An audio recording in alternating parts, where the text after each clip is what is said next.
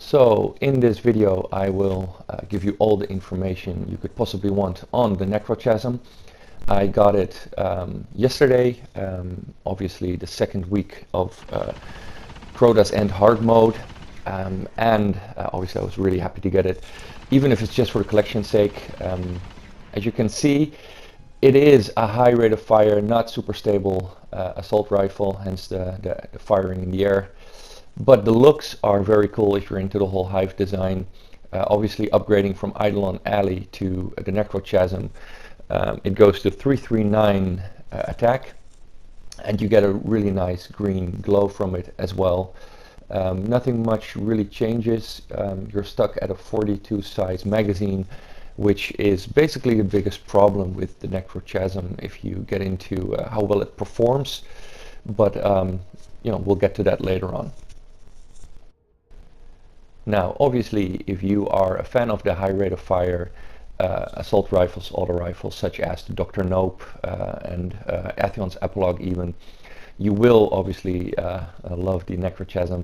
I did actually manage to get all the other primaries as well. I'll do a different video on those. But when it comes to the Necrochasm, there are a couple of perks you can use to increase the stability. You lose even more impact and range. So I do still tend to go for the maximum stability one because it's very important for me. And out of all the options, the fitted stock is by far the best option. Range is compensated by rangefinder. So when you use ADS, you will increase the effective range. And that's why Flared Mackerel isn't very interesting as well, because if you do a melee attack, you'll get a quick reload. And the reload's very reasonable anyways. And of course there's the Thrall explosion, which we'll get to when I get to fire on some stuff. There will be some enemies here I will take out as well. Obviously Firefly as an effect is probably in PvE the most popular one. It can be incredibly strong because, as you can see, enemies tend to clutter together.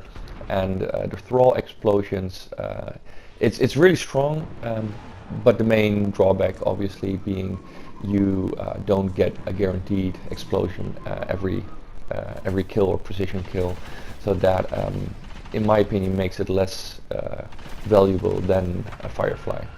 But still, firing at a group of enemies, as is the case here, it triggers often enough to be fun, and when you get a good explosion amidst a large group of enemies, it will do a ton of damage, arc damage. While I'll do the whole awkward flying indoor thing with my Sparrow, I'll talk about how to get the Necrochasm. Obviously it starts by obtaining the Husk of the Pit. I think everybody knows this by now. Farming Fist of Crota is a really good way to go about it. Kill Hive, get an item from Erismorn at rank 3, upgrade to Eidolon Alley, upgrade that one, and then you need the Crux of Crota, which drops from Crota in the hard mode. It only drops when it's your only kill that week, so don't do normal on the same character before, only do hard mode. And you need to have finished the hard mode before once in a different reset. Obviously a lot of people are saying you need the Glowhoo shader as well. I did have it. I had it on a different character when Crux of Crota dropped for me, so you do not need it equipped on the character you're doing the hard mode with. That's very important. So basically the second reset, do it on a character you've already done hard mode with. Don't do normal mode before, and have Glowhoo shader on any character equipped, not necessarily your main one. So if you're going for another Glowhoo shader, that's fine, you do not need to have it equipped. And that's basically how you get the Crux of the Crota. It is still a random drop. I got it, and there were 2 people in my group that got it. My team, we're a larger pool, so some people do it before our raid time as well. They did it 3 times during the day, and out of those 18 possible drops, they didn't see 1. So it can be rare. Don't get your hopes up. It's not a guaranteed drop, but if you do all the things described, you will have the best chance of getting it. And the rest is up to RNGs, as it always is in Destiny. Now, more specifically on how the gun performs, the Necrochasm. As you can see from the gameplay, obviously this is a low-level bounty. It's a really fun auto rifle to use if you're into high rate of fire auto rifles once again, but it is underperforming for this kind of high-level exotic.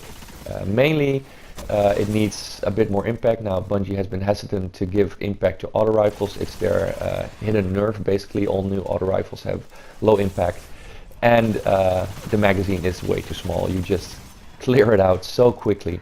And it doesn't make it less fun, but I will definitely not be bringing this on any Nightfall or serious raid. Even an Arcburn Nightfall, anything with my Fatebringer or my Fang of Irute, even the new Pulse Rifle, the Oversoul, is more suited to the task. It's fun, but if you have bad luck getting the Crux of Crota, don't feel too bad. It's a fun one to add to the collection. It comes leveled up straight away, so you don't need to open all the upgrades. That's worth noting as well. But yeah, you're not missing out on the performance because it's okay, but it's nothing spectacular. It's just fun to use, fun to look at, and obviously to equip in the tower and get people to check you out, because it is quite rare, at least these first couple of weeks into the hard mode. So if you're going for it, good luck. Hope this information helped, and that's pretty much it.